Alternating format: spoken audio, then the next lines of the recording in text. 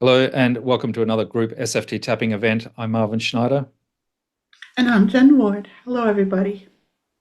And as we go to air today, or as we're recording this today, is April the 22nd, April the 20th in North America. It is around about 10 p.m., at least Eastern time.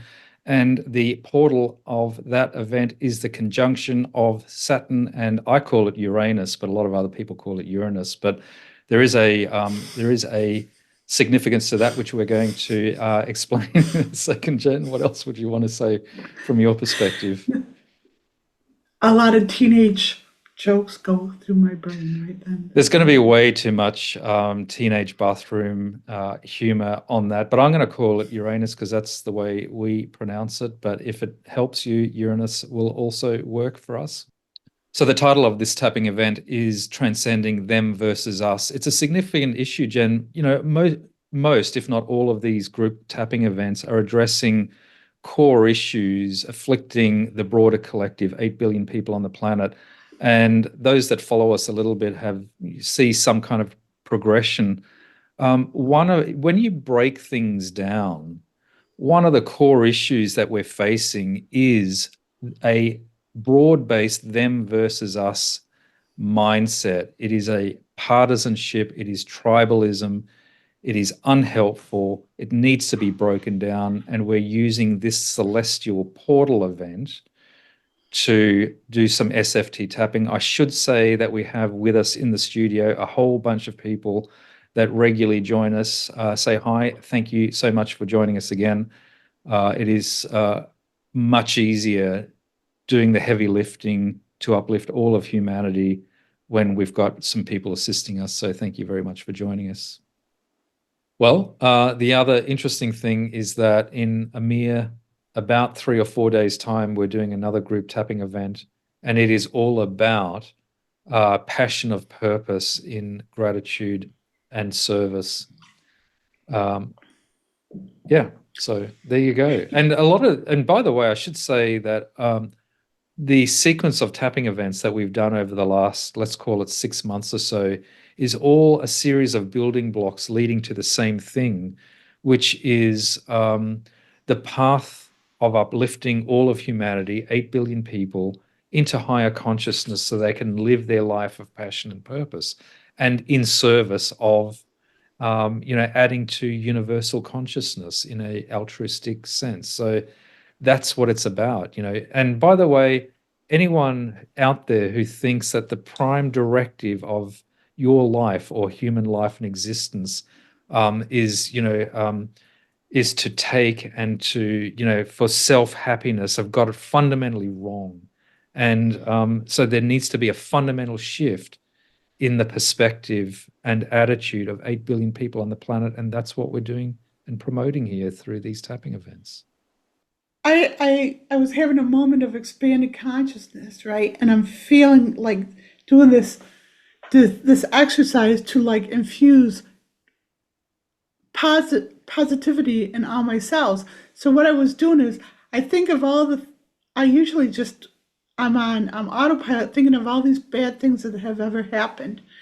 And so I decided to do the opposite and look for all the good things, all those moments of joy. And when I've tried to do this in the past, there were none.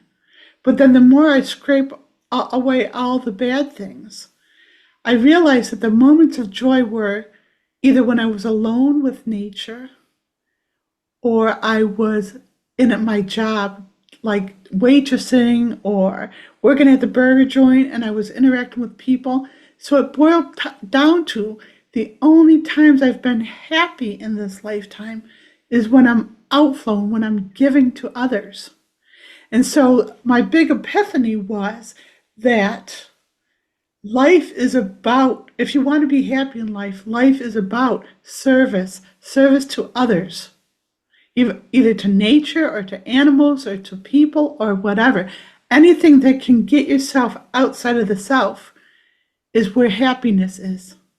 And everything else is ego.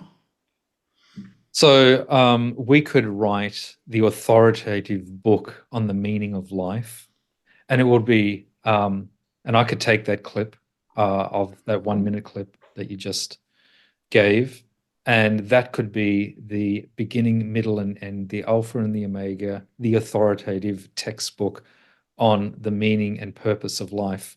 And at one level, it's just so simple. And, all the philosophers, throughout the ages, and all of the wise spiritual sages, and all of the hundreds of thousands of pages of esoteric spiritual discourse that has been written throughout human history can be collapsed into that one-minute monologue. And so, a lot of people joke that the shortest book on the planet is the Book of German Humor, but I think we could make the shortest book being, the authoritative text on the purpose of life being about one paragraph long, and that's it. So yeah, and so that thing about being the alpha and the omega, that is like you take yourself as feeling like a nothing and you move yourself into service and you go from the nothing to the empowerment in one profound gesture in one moment. And that's what I think Jesus was talking about when he says, I am the alpha and the omega.